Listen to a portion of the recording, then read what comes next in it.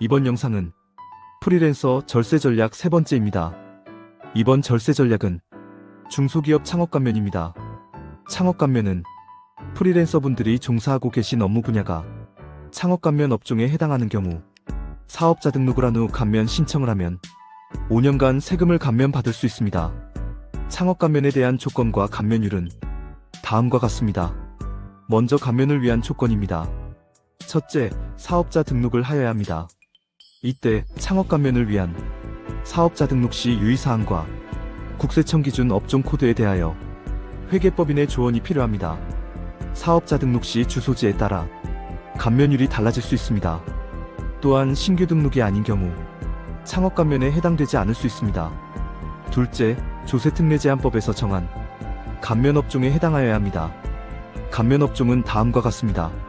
소프트웨어 개발자, 디자이너, 영상편집자, 광고기획과 광고대행자, 전자상거래와 유튜버, 번역과 통역자, 문서보조 작성자, 경영컨설팅, 텔레마케터, 배달대행과 택배기사 등입니다. 특히 미용사의 경우는 미용실 대표하고 샵인샵으로 계약을 해도 감면업종에 해당됩니다. 창업감면에 대한 조건을 충족했다면 이번에는 감면율의 차이입니다. 우선 프리랜서의 나이에 따라 청년 창업과 일반 창업으로 구분됩니다. 청년 창업의 나이 요건은 15세부터 34세까지 해당되나 군복무 기간이 있는 경우 최대 6년까지 연장됩니다. 그 외의 나이는 일반 창업에 해당됩니다. 감면율의 차이는 다음의 지역 조건과 함께 비교 설명드리겠습니다. 다음, 사업자 등록상 주소지, 즉 창업지역입니다. 창업지역은 수도권의 지역과 수도권 인구 감소 지역, 수도권 인구 감일 지역의 지역, 수도권 인구 감일 지역으로 구분하여 감면율의 차이를 두고 있습니다. 이제 나이와 지역에 따른 감면율의 차이를 설명드리겠습니다. 첫째, 수도권의 지역과 수도권 인구 감소 지역입니다. 감면율은 청년 창업은 100%이고 일반 창업은 50%입니다. 둘째, 수도권 인구 감일 지역의 지역입니다.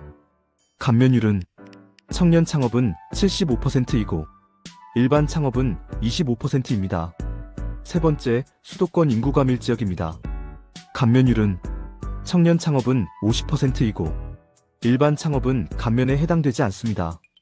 창업 감면 시 가장 중요한 것은 지역입니다. 지역 구분의 상세 내용은 토지 이음 사이트를 참고하면 됩니다. 창업 감면 시 사업자 등록 주소지에 대한 조언도 회계법인 원지가 해드립니다. 예를 들면 프리랜서의 거주지가 인천시 부평이라고 가정합니다. 그런데 부평은 수도권 과밀지역에 해당됩니다. 따라서 부평에 사업자 등록을 하면 청년 창업은 50%이고 일반 창업은 감면에 해당되지 않습니다. 따라서 수도권 과밀지역이 아닌 인천의 송도에 있는 공유 오피스에 사업자 등록을 하면 청년 창업은 75%이고 일반 창업은 25%의 감면에 해당됩니다.